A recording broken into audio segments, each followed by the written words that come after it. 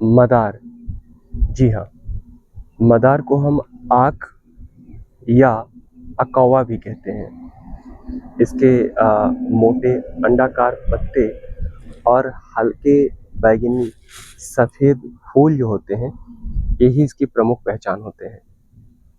जो मदार है, ये हमारे लिए वरदान है या अभिशाप है, इस बारे में कुछ बातें हम रख सकते हैं।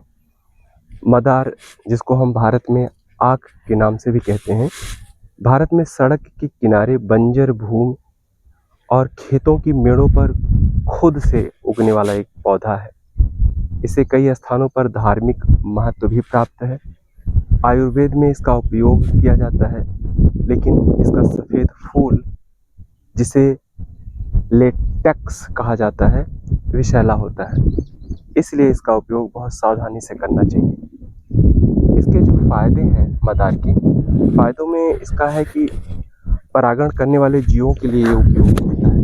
मतलब कुछ जीव जैसे मधुमक्खी तितलियों को अपनी तरफ आकर्षित करता है और इससे हमारी जैव विविधता जो है बनी रहती है। इसका औषधीय महत्व है, जैसे त्वचा रोग हो या जोड़ों का दर्द हो, आयुर्वेद में विशेषज्ञों की देख रेख में इसका बहुत अच्छा उपयोग माना जाता है। ये बंजर भूमि पर उगता है, कम पानी में आसानी से बढ़ सकता है और खराब भूमि को हरित भरित करके एक सुंदर भूदृश्य तैयार कर सकता है।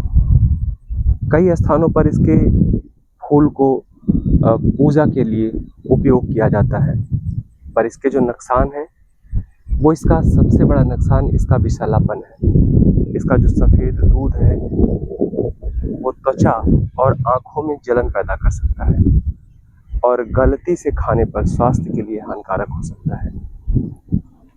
यह जो मदार है, खेतों में खरपतवार के रूप में भी उगता है, यानी जो किसानों के खाद्य फसलें हैं, उनसे ये कंपटीशन करता है, प्रतिस्पर्धा करता है। इसलिए अगर फर्टाइल लैंड पर ये जम रहा है या तैयार हो रहा है, तो इसको वहाँ से हटाना ही उपयुक्त है। बच्चों के लिए जोखिम रहता है। जहाँ इसका वृक्ष हो, वहाँ पर अपने बच्चों या अपने पशुओं की आवाजाही को प्रतिबंधित रखना चाहिए।